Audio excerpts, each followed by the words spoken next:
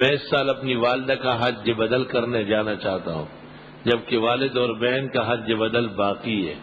کیا اسی حج میں ابا یعنی والد اور بہن کو بھی حج بدل کا ثواب پہنچا سکتا ہوں یا ان کے لیے علیحدہ حج کرنے ہوں گے؟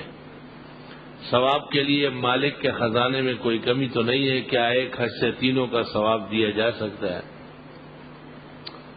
ہر شخص کا اپنا حج ہوگا، اور میں نہیں جانتا کہ آپ نے والدہ کی نیت تو کر رہے ہیں اور والد صاحب کو دھکیلتے چلے جا رہے ہیں۔ مجھے آپ کے ایمان اور نسب پر افسوس ہے۔ مرد باپ کو مقدم رکھتا ہے اور عورت ماں کو آگے رکھتی ہے، اور فرائض میں باپ یقیناً مقدم ہے کیونکہ وہ مالک مال تھا یا ہے، اور آپ اس کا نمبر نہیں لگا رہے ہیں۔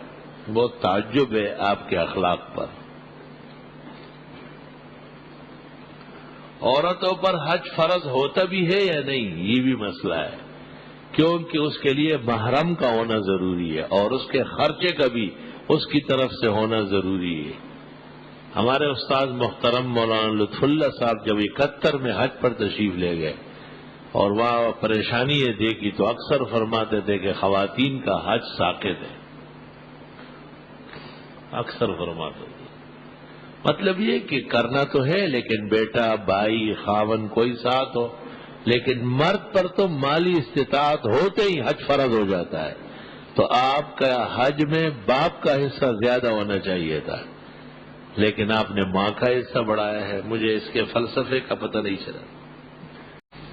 حضرت صلی اللہ علیہ وسلم کی داڑھی مبارک کیا اتنی بڑی تھی کسی نے مبارک اس میں چپ جایا کرتا؟ یہ درست نہیں ہے، بلکہ حضرت کی داڑھی ایک قبضے کے برابر تھی، ایک مشت کے برابر، قدرتی طور پر آپ داڑھی لیتے نہیں تھے۔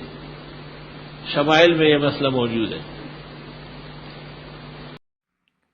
مفتی ظفر علی خان رحمۃ اللہ علیہ کے مزید قیمتی بیانات، علم حدیث اور تفسیر کی باتیں سننے کے لیے ابھی اس چینل کو سبسکرائب کریں، بیل آئیکن کو دبا دیں تاکہ ہر نیا بیان آپ تک فوراً پہنچ جائے۔ اللہ تعالی ہمیں ان باتوں پر عمل کرنے کی توفیق عطا فرمائے۔ جزاکم اللہ خیر۔ جزاک اللہ خیر۔ آگے زیادہ سے زیادہ شیئر کریں اور ہمارے چینل کو سبسکرائب کریں۔